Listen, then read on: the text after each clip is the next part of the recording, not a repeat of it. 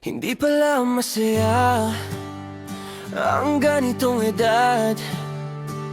Ang daming isipin sa buhay at problema. Pero kahit na ganon, lumalaban pa din para sa magandang kinabukasan. At habang paabante ng paabante ang edad, patindi ng patindi ang realidad. Oh, ang realidad, pagkwartahan ka, umot ka, ayaw ka sa ubang tao, ilabi na sa imuhang kapamilya. Pero pobre gani ka, mura ra kag basura sa ilang panan. Wow! Wow!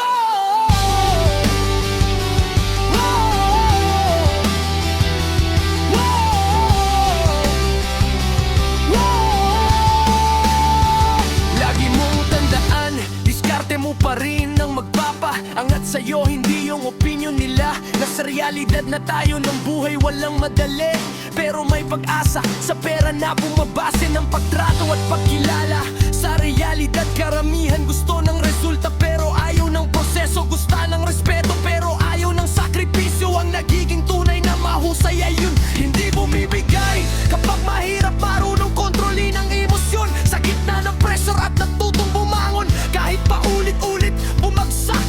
Oh!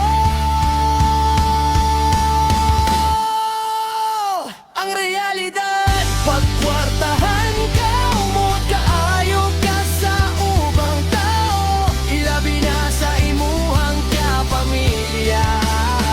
Pero pobre gani ka, mura ra kag basura sa ilang panan. Wow!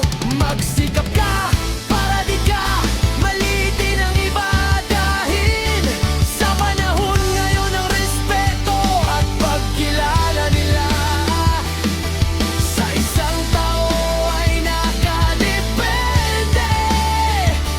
Nasa katayuan mo. Ang realidad, pagkwartahan ka, umot ka, ayaw ka sa ubang tao, ilabi na sa imuhang kapamilya. Pero pobre gani ka, mura ra kag basura sa ilang panan. Oh! Ang realidad, pagkwartahan ka, umot ka, ayaw ka sa ubang tao, ilabi na sa imuhang kapamilya. Pero pobre gani ka, mura ra kag basura sa ilang panan.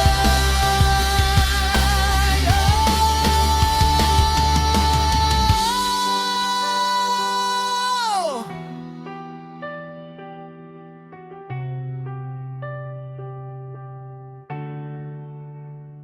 Hindi pala masaya